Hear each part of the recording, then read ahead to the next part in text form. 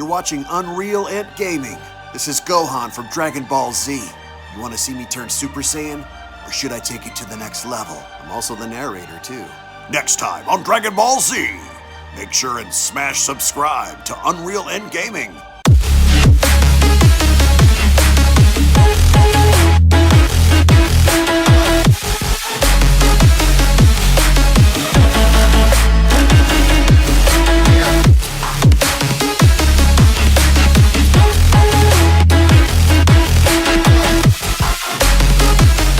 With the Galactic Patrol Prisoner arc now having to come to an end and a brand new Dragon Ball Super arc looming over the horizon, the possibilities now are seemingly endless at the overall idea of what this next story might be. The question going forward that many fans seem to have within the community is what exactly are they going to do going forward, and can the next arc actually have the potential to be one of the best arcs within Dragon Ball Super having to be told thus far, which also happens to include the Galactic Patrol Prisoner arc. And one of the ideas that could set itself in is the punishment that Goku may end up facing after, of course, the Grand Priest had spoken to Whis and Beerus about the inevitable erasure and disappearance of the angel life form known as Merus. And a quick little reminder before we begin, if you guys are new to this channel and have a love and passion for all things Dragon Ball and anime related, then I do encourage you guys to smash that subscribe button and turn on all notifications to never miss a single upload, as well as giving this video a big thumbs up by slapping that like button down below if you guys are simply stoked, ready, and excited to see what this next arc is going to be about, because as of right now, I think we can all come to a universal agreement to say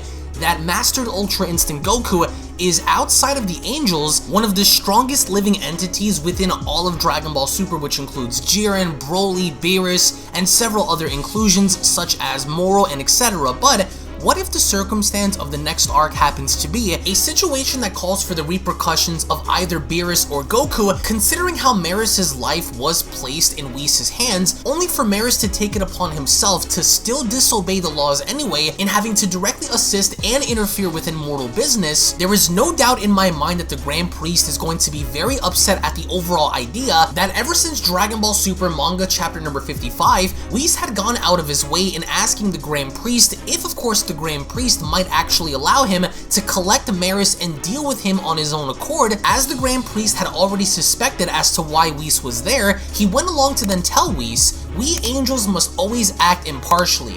Beyond that single law, there are no restrictions on what we can or cannot do."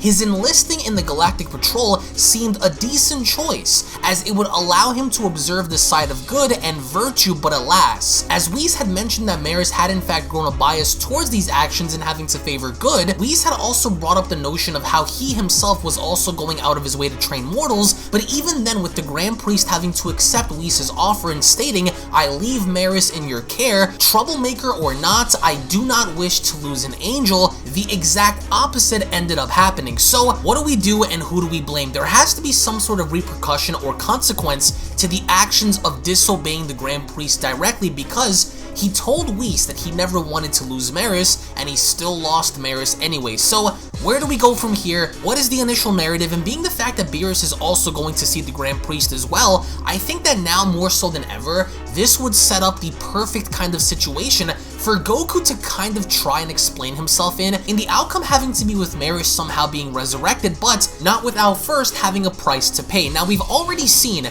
the interaction and the relationship that both Beerus and Goku have, in the fact that Beerus had become quite lax with Goku and allowing him to get away with so many things, but being the fact that Goku now is also getting the gods in far worse situations than the gods actually intend to be in, what if the next situation and outcome that presents itself in the upcoming arc happens to be another battle between both Goku and Beerus? I think that not only is this rematch long overdue, but we've seen the initial narrative before with Beerus having to not only seek out the legend of the Super Saiyan God in wanting to find his rival of prophecy, but also seeing as to how everyone else was thrown in the situation considering the pudding incident. I think more so now than ever, Beerus had been placed in a situation to where he either had to directly answer to the Grand Priest or Zeno due to Goku's actions. And I think that even when looking back during the events of Dragon Ball Super's Tournament of Power, Beerus had told Goku that his naivety could perhaps be even more dangerous than Zeno himself, only because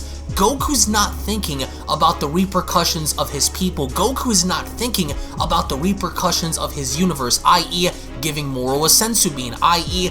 calling for the Tournament of Power, i.e. having to let entities such as Frieza, who is a very dangerous element within Universe 7, go and led astray. These particular situations and outcomes could end up even biting Beerus back on the ass, which all eventually comes full circle and traces back to Goku's actions. Now, the circumstance by having Goku versus Beerus now could come from the Grand Priest having to present an outcome if each party wins. For example, perhaps maybe since Beerus had been lazy and allowed for certain things to get away, the Grand Priest could make it to where if Beerus were to lose his match against Goku, he would no longer become a god of destruction. And as for Goku, if he were to lose to Beerus, then he no longer should cease to remain in Universe 7 and be either sent somewhere else or be destroyed completely. And I think that there has to be repercussions to both Beerus and Goku in this situation, only because Beerus had been presented with so many outcomes and situations to where he could have inserted himself to get the job done, but instead he chose to be lazy. And with Goku, he was thinking recklessly and not considering other people, but instead primarily focused on his own personal gain. And I think that with this outcome, it would only present the situation to where we now have tension between Beerus and Goku, but the question here is how exactly could we pace Beerus versus Goku now following their initial battle all the way back in Battle of Gods? Because when looking back now, one can make the argument in saying that Mastered Ultra Instinct Goku is far more superior than what Beerus could ever hope to be right now, unless they add a little bit of a caveat to say that Beerus had not done some off-screen training in preparing for moments like this, only because he knew at some point that he was going to face off against Goku and Vegeta, so instead of allowing for the Saiyans to surpass him, Beerus had always been prepared for this moment, only because at some point he knew he was going to fight them and this was going to be that moment. And I think that there needs to be somewhat of an establishment by getting this across, only because a good example of the gap now being closed by Goku would be when Beerus originally fought Perfected Super Saiyan Blue Vegeta on his planet, and he went along to tell him that it would take, quote, millions of years before Vegeta could ever hope to catch up to Beerus in power. So that was right around the time of the Tournament of Power, and here we are following the events of the Tournament of Power, following the events of the Broly movie, and now following the events of the Moro arc. So they could ultimately go in one of many different directions to suggest that Beerus needs to insert himself in this position to not get himself in these situations, only because since Beerus is a destroyer god, he is responsible for all the actions that take place within Universe 7, and if he doesn't do his duties of being a destroyer, then that's ultimately putting his universe at risk through the eyes of the Grand Priest, through the eyes of Zeno, and that's not a good look for Beerus. So I think that the establishing narrative needs to be that Beerus had been too lax with Goku, that he allowed him to get away with so much, and it's ultimately coming back to haunt Beerus, only because Beerus just wants to be lazy, he wants to do lazy cat-like activities, he wants to fish with the Oracle Fish, he wants to be left alone, eat his food, and not be bothered. But being the fact that Goku had caused more trouble for Beerus now than anyone else had ever done, there needs to be barriers established to where now we get to see Beerus actually have his rematch with Goku, this time courtesy of the Grand Priest and the circumstances that come with the consequences presented. So you can ultimately do one of two things. You can keep Merus erased, which at this point is kind of inconsequential, only because we saw multiple universes get brought back with the Super Dragon Balls, so who's here to suggest that Goku can't simply go out of his way to gather these Dragon Balls and bringing Merus back? But at the same time, you can kind of have the Grand Priest test Goku instead of just having him fight Beerus to gather all 7 of the Dragon Balls. Perhaps, maybe, Goku's going to have to fight and go through 7 destroyers in order to get each of the Dragon Balls, and you can kind of have one of the placement holders in that position be Beerus and having to be the last god to fight, because there's so much chemistry, there's so much relations between both Goku and Beerus that you don't necessarily need to introduce somewhat of a villain that is eerily similar to Merge Zamasu, that is eerily similar to Frieza, that is eerily similar to Moro, only because I think that Beerus isn't really considered an enemy or a villain, but more or less an opposition to Goku. As we've seen before, Beerus had sided along with everyone in protecting the Earth, in wanting to have his own bias in keeping his own best interest by maintaining the Earth as it is for his own personal use of going to Bulma's house and eating a bunch of food. So I think that here, there needs to be somewhat of a conflict in interest to where Goku wants to bring Merus back in doing what needs to be done as said by the Grand Priest, and Beerus on the other hand has to defend his position in remaining as Universe 7's current destroyer, but also having to put Goku in check for his naivety in always getting Beerus in hot water, which the runoff story will actually go on to tell us where Goku is on the totem pole by comparison to Beerus, but what about everybody else, right? So I think that with everyone else having to face their own issues on Earth, or at least doing something that warrants them in getting stronger, perhaps maybe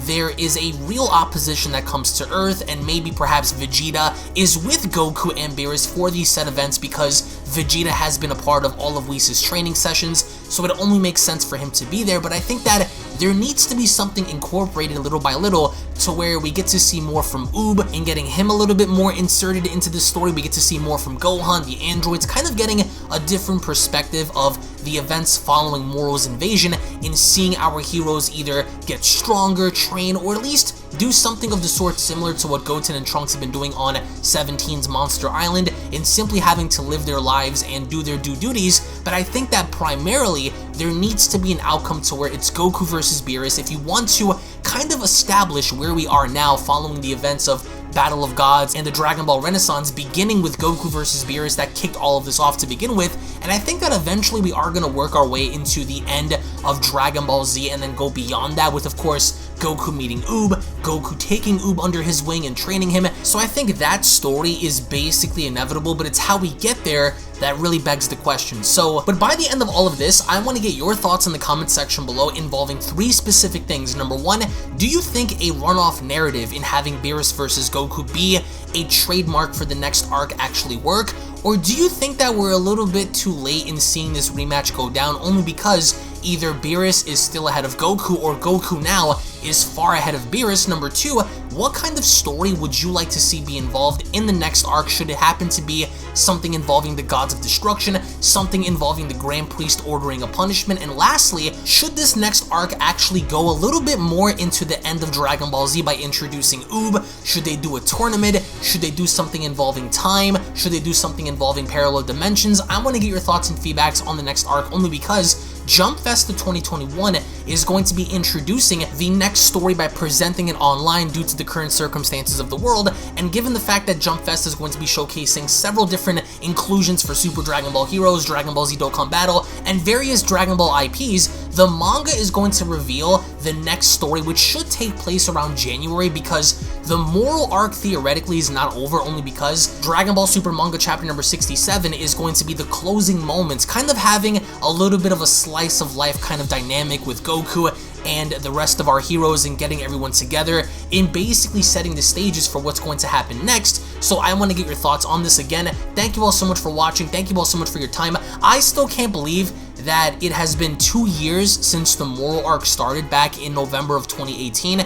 And what a roller coaster it was. I want to thank you all so much for sticking on by. Thank you all so much for being here. All of your support, all of your feedback, the conversations, the debates. It's been crazy. And we are only now just getting started because you can only imagine what Toyotaro and Toriyama and Shueisha have planned for the Dragon Ball property going forward. I just hope that the writing is good. I hope that the runoff narrative is good, but we're going to have to wait and see what happens. So again, thank you all so much for watching. Thank you all so much for your time. Tune back in for more, and I'll be seeing each and every single one of you guys down the comment section below. Have a great day, everybody, and take care. Peace. And a quick little reminder before you guys go, if you guys are unaware, I do have a second gaming channel located down in the description box below, so be sure to head on over to Unreal Royale and hit that subscribe button along with turning on all notifications, as to there, you guys will find all different kinds of gaming content that you will not get to find on UnrealEntGaming, titles and video games such as Grand Theft Auto, Call of Duty, Gears of War, Dragon Ball Z Dokkan Battle, Dragon Ball Z Legends, Dragon Ball Z Budokai Tenkaichi 3, Minecraft, Blair Witch, and many other retro games on that channel. So if you guys are into gaming, then make sure you guys subscribe over on Unreal Royale. I want to thank you all so much for your time, and I'll catch you all in the next one. This is the Galactic Emperor of the Universe, and of course I'm here to tell you to subscribe to UnrealEntGaming. Also follow UnrealEntGaming on these social media platforms to stay connected at all times. And if you don't, then very soon you will all be dead! Oh, did someone say UnrealEntGaming? Oh my god. The fuck's up? On put on some clothes! Well, why don't you put on any clothes? What? I don't need clothes. Jesus Christ, that's huge!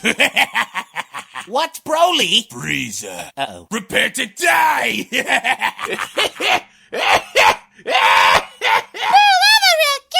But once you get video, lots of likes, or Bill will turn you into chocolate! Vados, get over here! Tell these mortals that I'm the biggest UnrealEntGaming fan! This is my moment! I'm a part of his notification squad! Universe 7 can have all the fun! I just want the food! And don't forget to leave a comment on this video. Show some love for the best community on YouTube. Kakarot!